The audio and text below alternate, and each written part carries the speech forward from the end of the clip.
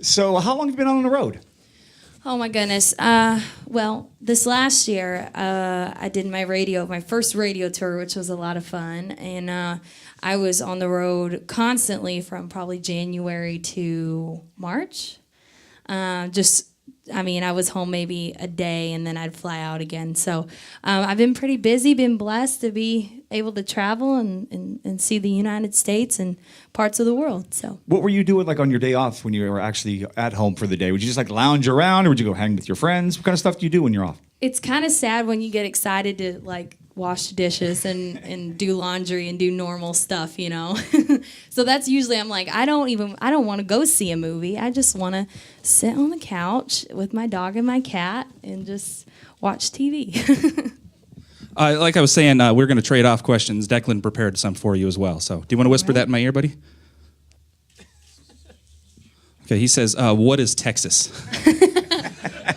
It's a country. Okay, yes.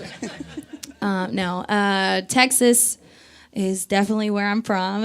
And my mom and dad are very like Texas pride kind of people, you know, nothing but Texas. But I was never that way because when I was 16, I moved to Nashville by myself. And so that's been home for me. Like when you say Texas is a country, you mean that. Like people from Texas really believe they're from Texas and not from the U.S., right? Yep. Yeah. Yeah, it's sad. I mean, my boyfriend is from Michigan.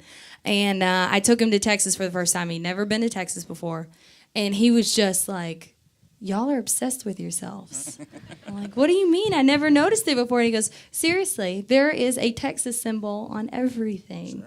Like, The hair is big there, too. I noticed a lot of neck scarves. And Yeah. Texas is a pretty cool town, though. Yeah. I really liked it because you could smoke in Pizza Hut, you know?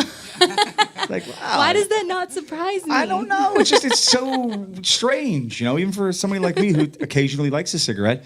It was just cool to go to Pizza Hut and be like, hey, everybody walk in. It's a big smoke-filled room, you know. They still have smoking bars there. I know that. Yeah. So, It's nice. I like. hey. I was in Amarillo. I had a good time there. So when you're writing music, what kind of did you go through a ritual of stuff? Do you take time to sit down in a studio and write music, or do it just comes to you and you're calling on your answering machine? What's it like for you when you write a song? I'm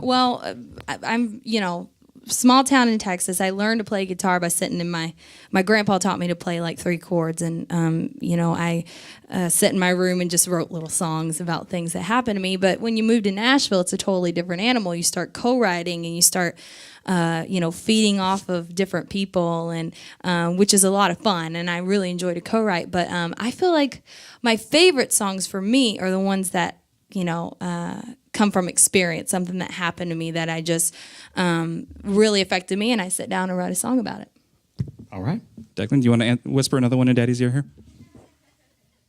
Oh, that's a good one. Okay, he says, what games do you like to play on your daddy's phone? Candy Crush. I'm a big I actually spent like what? These guys know, like $40 on Candy Crush. You're one of the out people here. who spend $600,000 a day is honestly, what Candy Crush makes. I do not doubt it because I'm one of those people. I'm like, if I can just buy this one thing, then it'll beat this level. Sure, and then I can go to sleep tonight, right? Right. Yeah.